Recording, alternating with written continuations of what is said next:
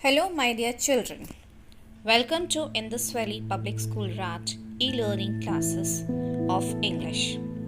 So, children, today we will study a poem from your first flight book, and the name of the poem is A Tiger in the Zoo. This poem is composed by Leslie Norris. His full name is George Leslie Norris. He was a Welsh poet. He also used to write short stories and had won many prizes also. Dear children, in this poem, what comes to your mind when you hear the words tiger and zoo? Apparently, for tiger, you might be thinking a wild animal, an animal with rage. Now comes to zoo, it's a place where animals are kept for our amusement or to give them different habitat.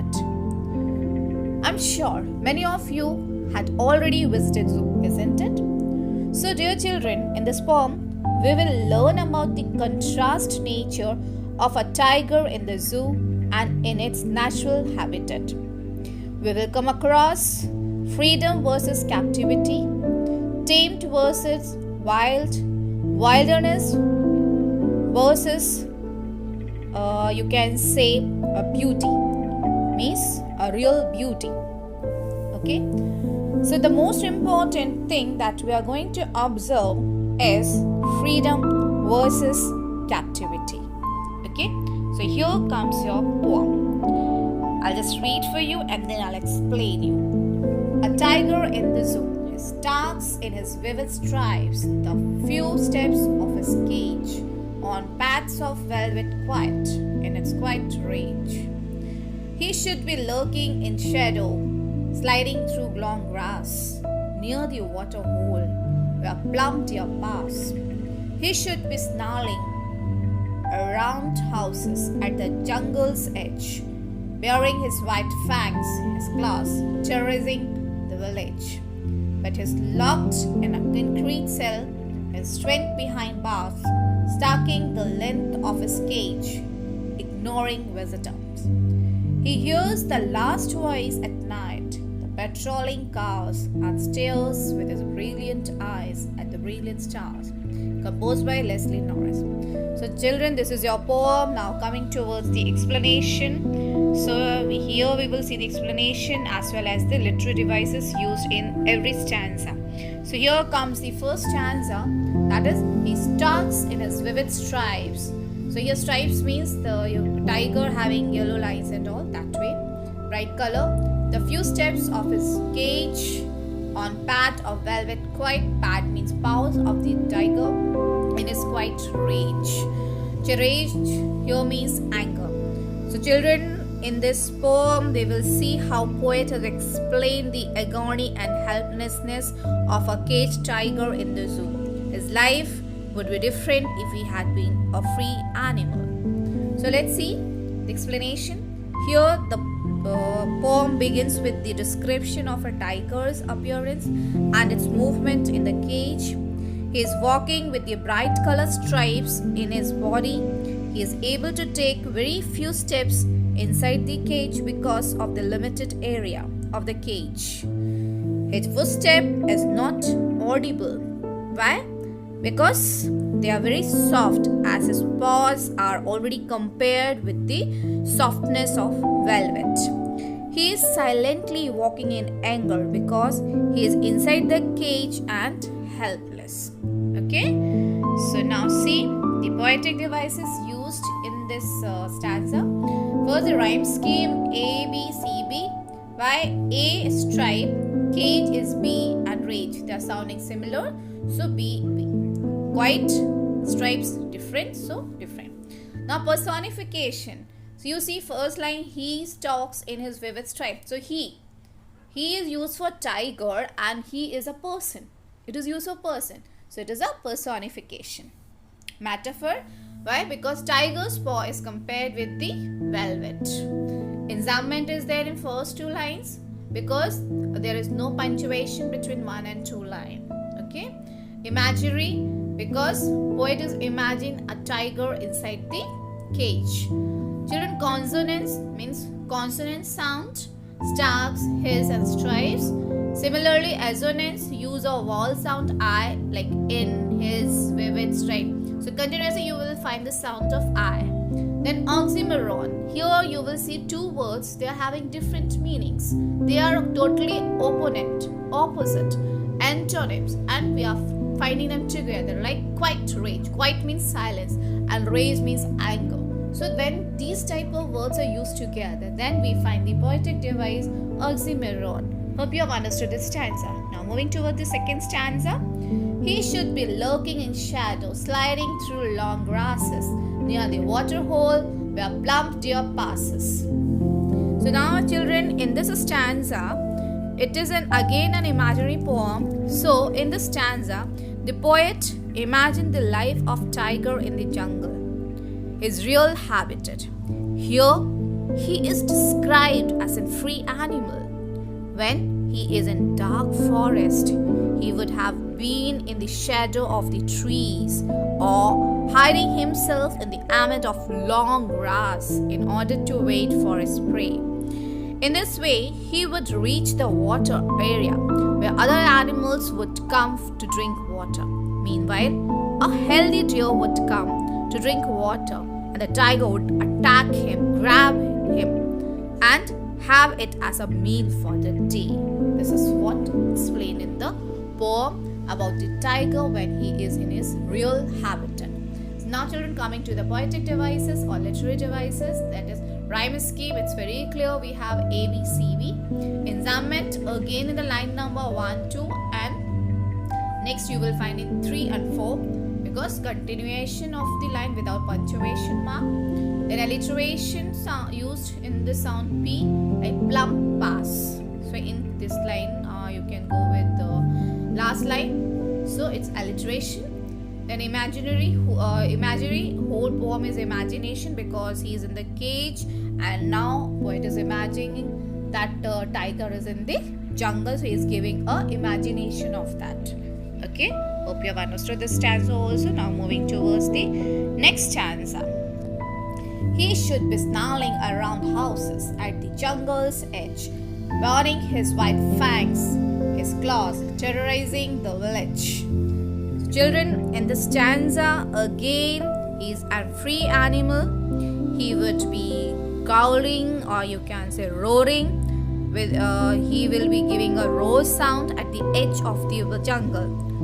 Okay, or you can say near jungle or near village where jungle is going to get over.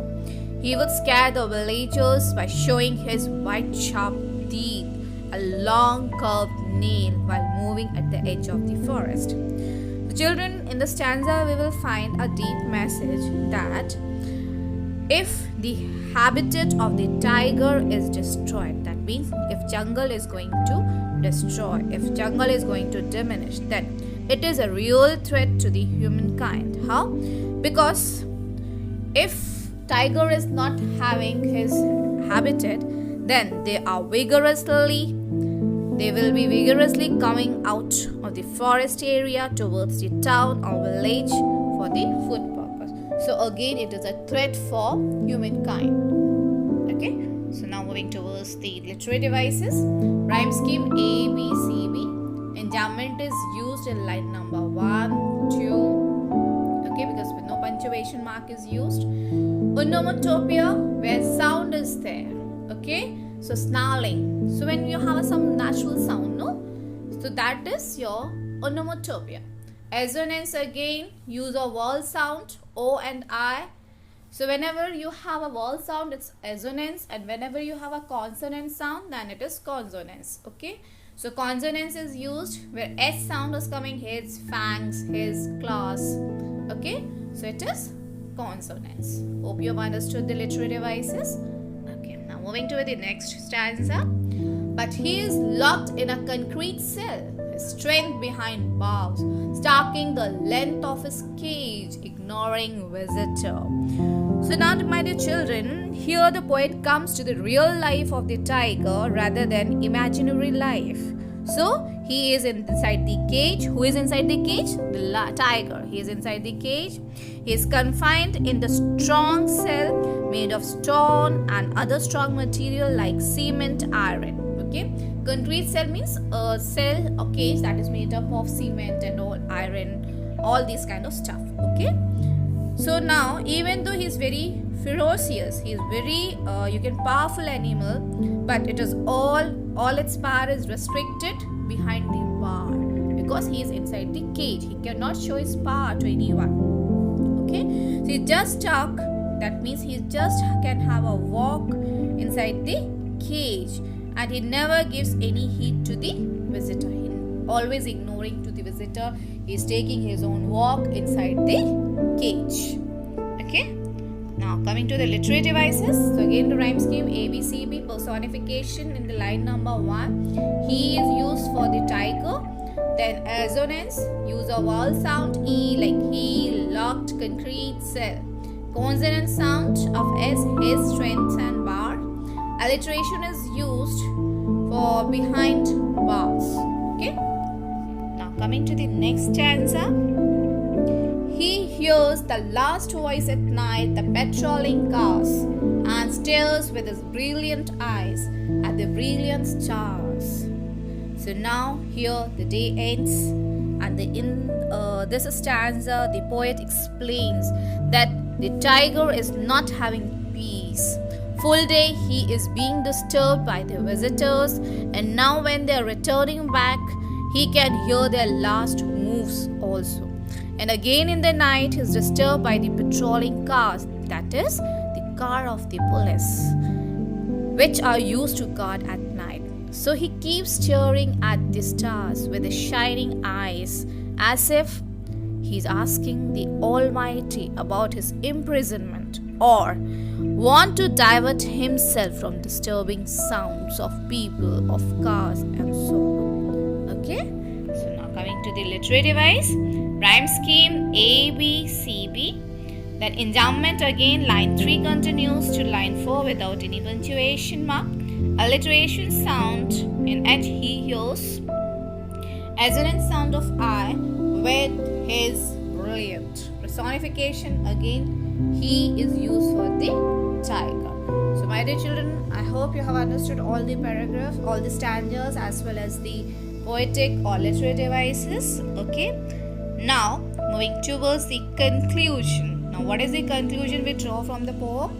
In this poem, the poet is conveying an important message that wild animals should be in their natural habitat.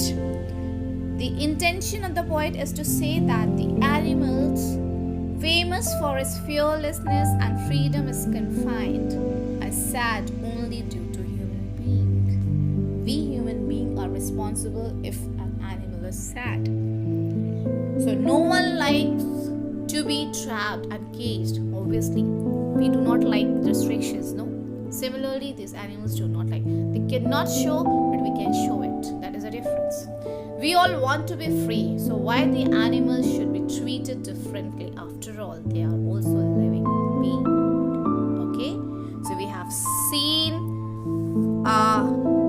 you can say, we have seen freedom versus captivity. How a person react when he's free and how a person is react when he is caged.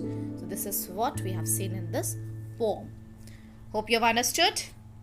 Thank you so much for listening the video. Thank you so much.